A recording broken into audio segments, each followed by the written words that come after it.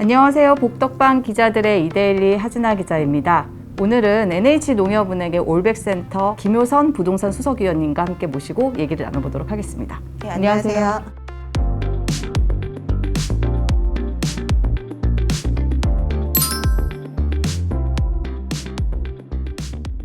요즘 한국은행이 기준금리를 빅스텝으로 인상을 해서 요즘 자금 대출 받으신 분들 같은 경우에 좀 우려도 많고요.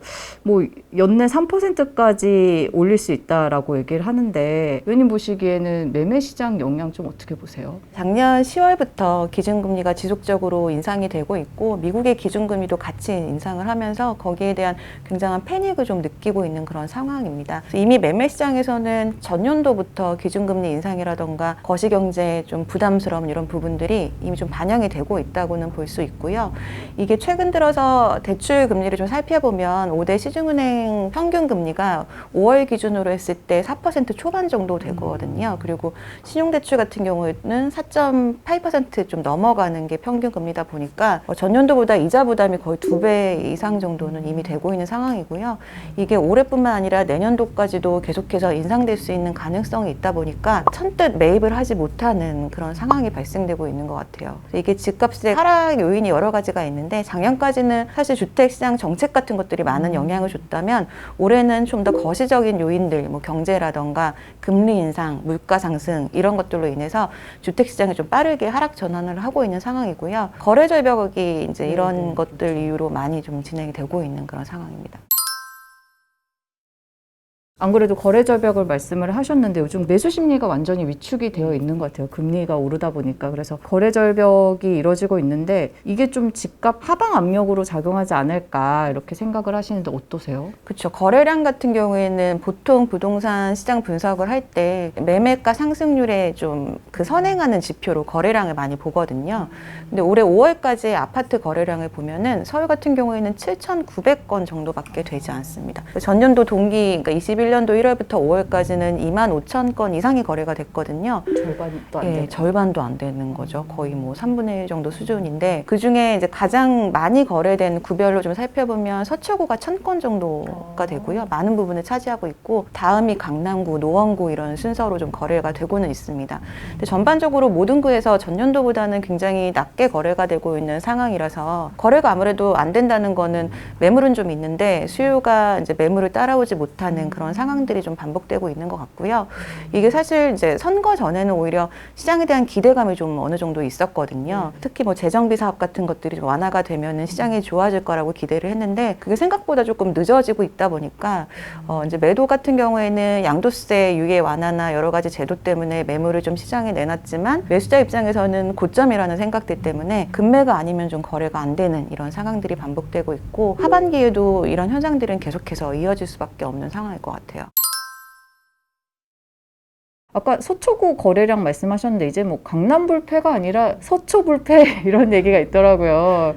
요거 좀 약간 이상현상 같기도 하고, 어떻게 해석하세요? 통계 자체가 굉장히 표본이 적다 보니까 가끔 이렇게 언론에 나오는 것들이 좀 오류들도 있잖아요. 특히 최근에 압구정동 현대아파트 55억짜리 네. 58억 요거 말씀하시는 거죠? 네, 그게 약간 착오가 있었던 상황들도 있었는데, 이제 통계 자체가 좀 적다 보니 강남구는 떨어졌는데 서초구는 여전히 올라가고 있다라는 건 좀 더 추이를 지켜볼 필요는 있는 것 같고요. 아무래도 똘똘한 한 채 현상들이 계속해서 지속되다 보니까 입지가 좋은 지역들은 좀 비교적 덜 떨어질 수 있는 그런 상황들인 것 같습니다. 강남이 예전만큼 계속해서 신고가를 찍으면서 거래를 하지 않는 거는 사실이긴 한데, 그래도 다른 지역들 외곽이라던가 지방보다는 그래도 좀 잘 버티고 있는 그런 상황이고요.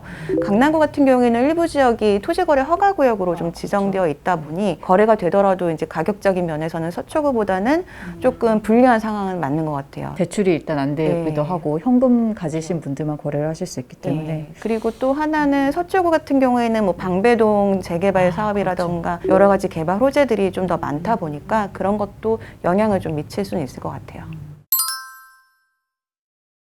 그리고 말씀하신 서울 외곽 지역, 이제 진짜 하락을 저희가 그 통계치를 보면은 동부권, 서부권 이런 쪽의 하락폭이 좀 상대적으로 크거든요. 뭐 양극화는 계속 될 거라고 예상을 하시나요? 어떠세요? 시장이 좀 안 좋고 규제가 지금 이제 완화가 될 시점이다 보니까 좀 더 입지가 중요해진 것 같아요. 작년은 사실 모든 지역에 어떤 유형의 뭐 오피스텔 빌라까지도 집값이 급등했잖아요. 근데 그게 여러 가지 규제가 너무 이렇게 촘촘하게 겹치다 보니까 이 규제 때문에 어떤 거라도 일단 매입을 해놓자라는 패닉바잉이 좀 많았다면 올해는 이 규제가 한꺼번씩 좀 벗겨지잖아요. 그러다 보니 그냥 그 입지만 남는 그런 상황인 것 같아요. 그래서 아무래도 올해부터는 더욱더 지역에 대한 양극화가 더 심화될 수밖에 없는 그런 상황일 것 같고요.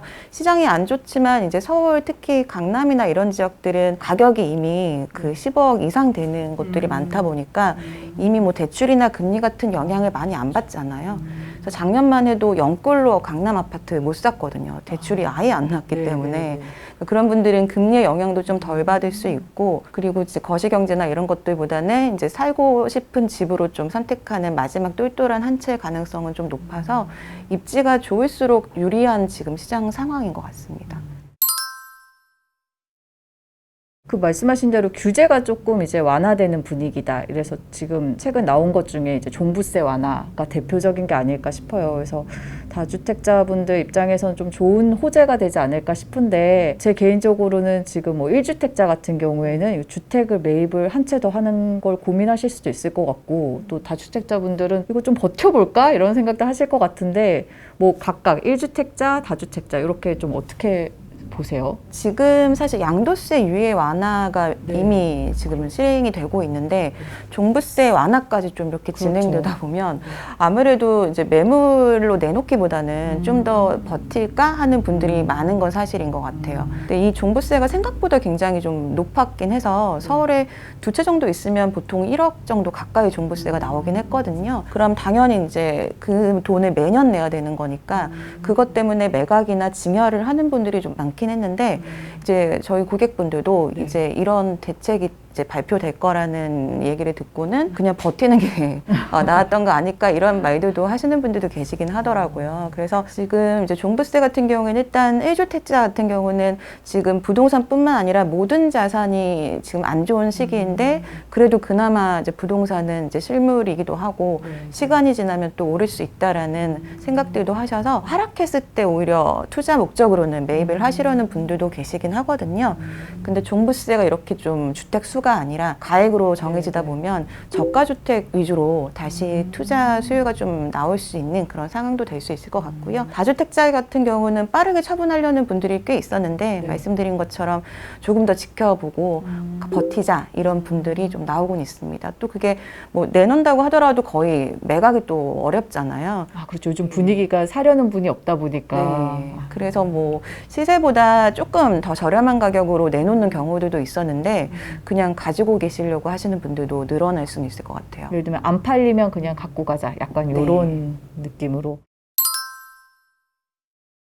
그러면은 서울에서 한 채 더 추가 매수하는 건 좀 어렵더라도 지방 같은 경우에는 상대적으로 이제 부동산 가격이 저렴하니까 고민하시지 않을까 싶은데, 약간 지금 부동산 시장이 이제 조정기에 들어간다 뭐 이런 얘기도 있고, 지금 약간 뭐 지방 같은 게 많이 떨어진 것들 한번 매수를 해볼까 고민하신 분도 있을 것 같고, 어떻게 좀 상반기에도 추천하세요? 사실 이제 강원도나 전라도 일부 지역들은 오히려 소폭 상승했던 경우들이 있거든요. 그래서 지금 이제 강원도나 제주도 같은 지역들의 1억 원 미만의 주택들을 매입하는 경우들은 상반기에도 좀 많이 있긴 했었습니다. 그래서 이번 정책으로 인해서 이제 다주택자가 되더라도 주택 가액이 그렇게 높지 않으면은 종부세가 적게 나오는 상황이 될 수 있기 때문에 충분히 이제 서울과 가까운 쪽에서 좀 저렴한 주택 또는 아예 강원도 같은 경우에는 교통이 굉장히 많이 좋아졌잖아요.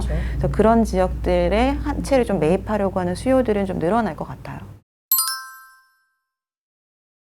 전세 쪽도 한번 살펴볼게요. 뭐 어쨌든 기준금리가 올랐으니까 전세 대출 금리도 따라 오를 수밖에 없고 뭐 전세 시장에도 미칠 영향이 있지 않을까 싶은데 일단 가격적인 면에서는 좀 어떻게 보세요? 전세가 사실 굉장히 지금 안정화가 된 건 사실이더라고요.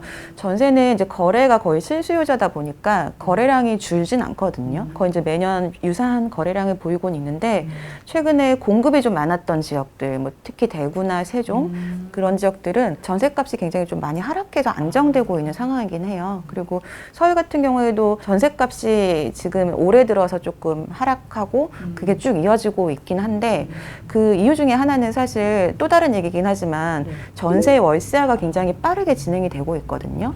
그럼 이제 전세보증금이 좀 더 낮아질 수는 있기 때문에 이런 것들 때문에 좀 착시 현상이 있을 수도 있긴 합니다. 지금 이제 하반기에 임대차 시장의 혼란을 굉장히 예상했던 분들이 많이 계시기는 하잖아요.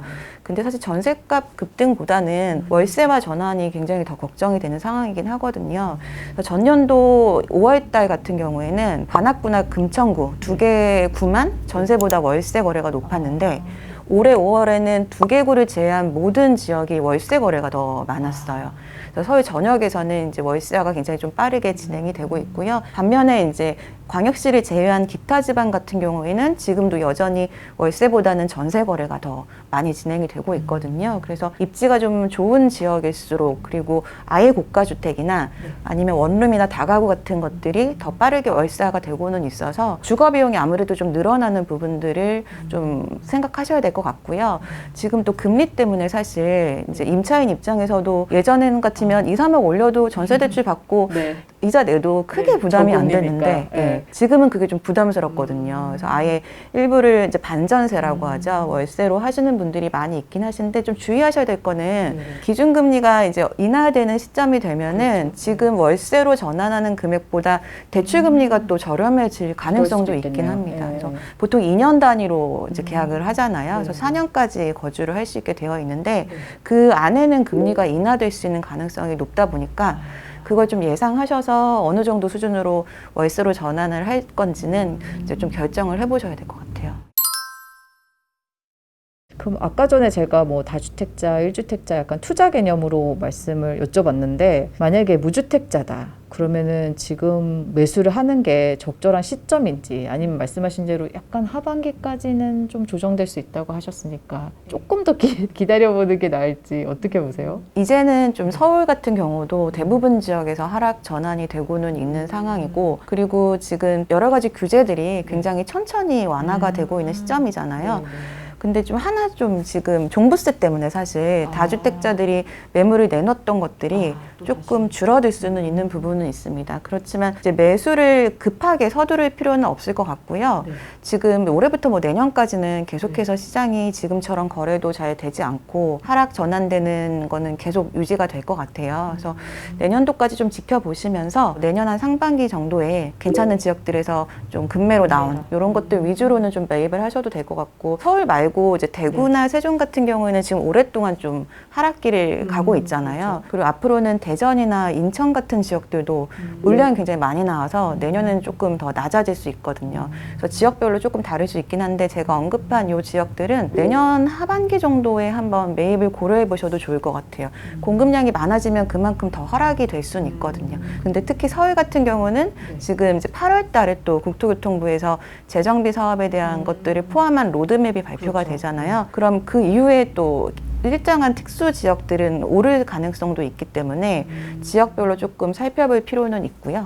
전반적으로 봤을 때는 천천히 좀 해서 이번 하락기 때 매입을 하는 걸로 생각하고 좀 신중하게 보셔도 될 것 같습니다. 말씀하신 거 들어보니까 내년 또 상반기까지죠. 양도세 또 이제 중과 규제가 완화가 되기 때문에 그때 이제 급매물 나오는 거 한번 살펴보는 것도 좋겠네요. 알겠습니다. 오늘 김효선 전문위원님과 함께 얘기 좀 나눠봤습니다. 감사합니다.